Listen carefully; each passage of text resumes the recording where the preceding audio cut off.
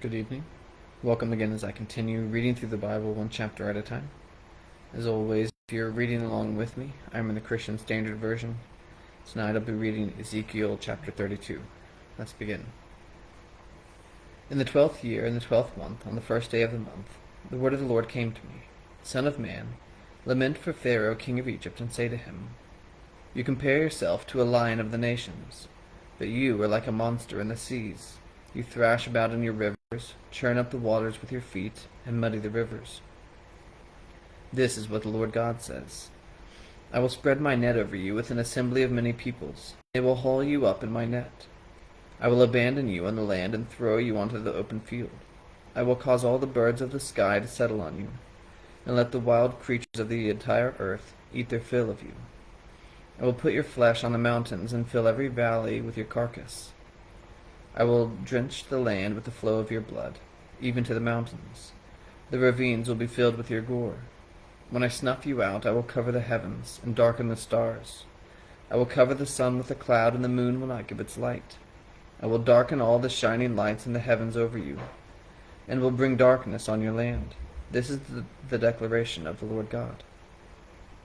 I will trouble the hearts of many peoples, when I bring about your destruction among the nations, in countries you have not known. I will cause many peoples to be appalled at you, and their kings will shudder with fear because of you, when I brandish my sword in front of them. On the day of your downfall, each of them will tremble, every moment for his life. For this is what the Lord God says. The sword of Babylon's king will come against you.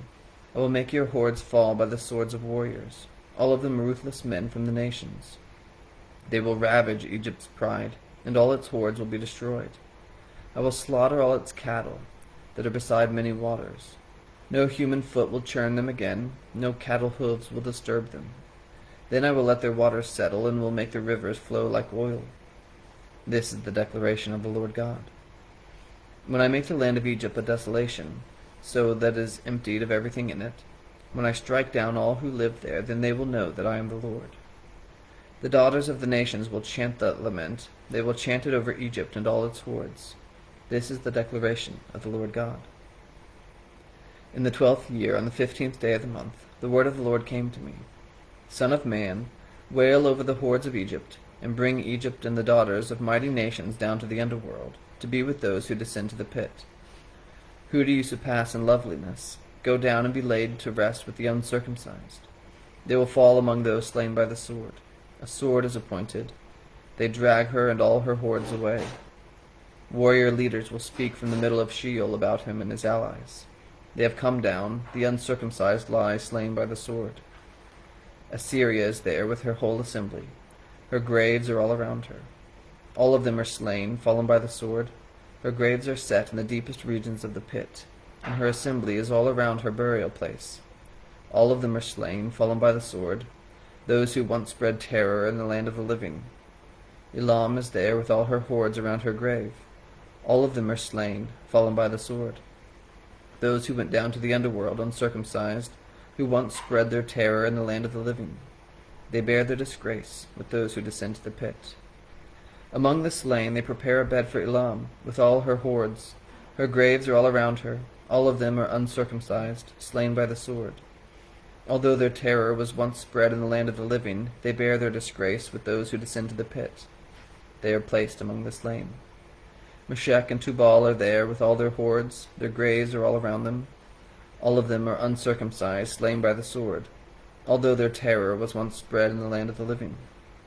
They do not lie down with the fallen warriors of the uncircumcised, who went down to Sheol with their weapons of war, whose swords were placed under their heads, and their shields rested on their bones, although the terror of these warriors was once in the land of the living. But you will be shattered, and will lie down among the uncircumcised, with those slain by the sword. Edom is there, her kings and all her princes, who despite their strength have been placed among those slain by the sword. They lie down with the uncircumcised, with those who descend to the pit. All the leaders of the north and all the Sidonians are there. They went down in shame with the slain. Despite the terror their strength inspired, they lie down uncircumcised, with those slain by the sword. They bear their disgrace with those who descend to the pit. Pharaoh will see them and be comforted over all his hordes, Pharaoh and his whole army slain by the sword. This is the declaration of the Lord God.